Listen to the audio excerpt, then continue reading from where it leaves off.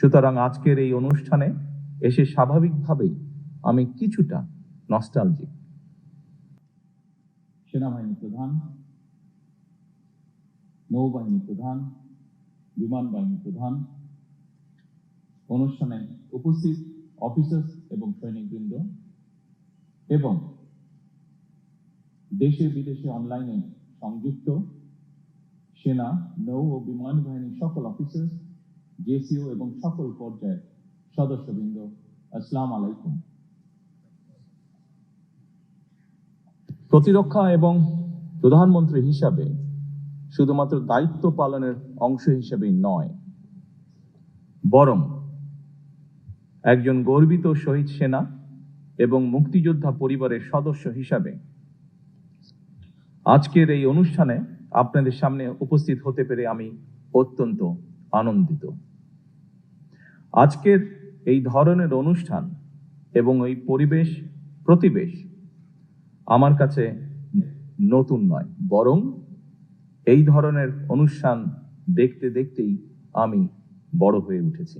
সুতরাং আজকের এই অনুষ্ঠানে এসে স্বাভাবিকভাবেই আমি কিছুটা নস্টালজিক।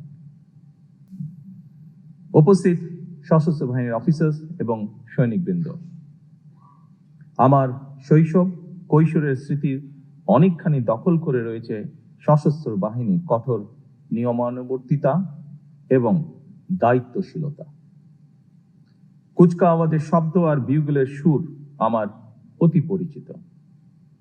সেনা পরিবেশেই আমি আমার পিতা মাতা এবং আমার একমাত্র ছোট ভাইয়ের সঙ্গে বেড়ে উঠেছি। আজ আমি আপনাদের সামনে সেনা নিবাসে এই দরবারে যখন দাঁড়িয়েছি, তখন আমার মা বাবা, একমাত্র ভাই আর আমাদের মাঝে নেই।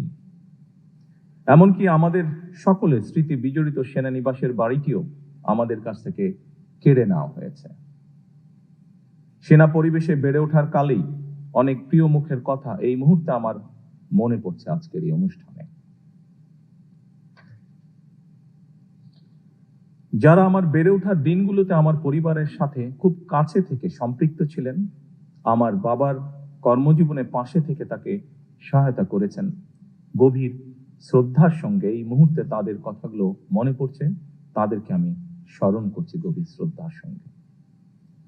উপস্থিত সশস্ত্র বাহিনীর অফিসার এবং সৈনিকবৃন্দ, এই অনুষ্ঠানের শুরুতেই আমি শ্রদ্ধা ভরে স্মরণ করছি স্বাধীনতার ঘোষক শহীদ রাষ্ট্রপতি জিয়াউর রহমান।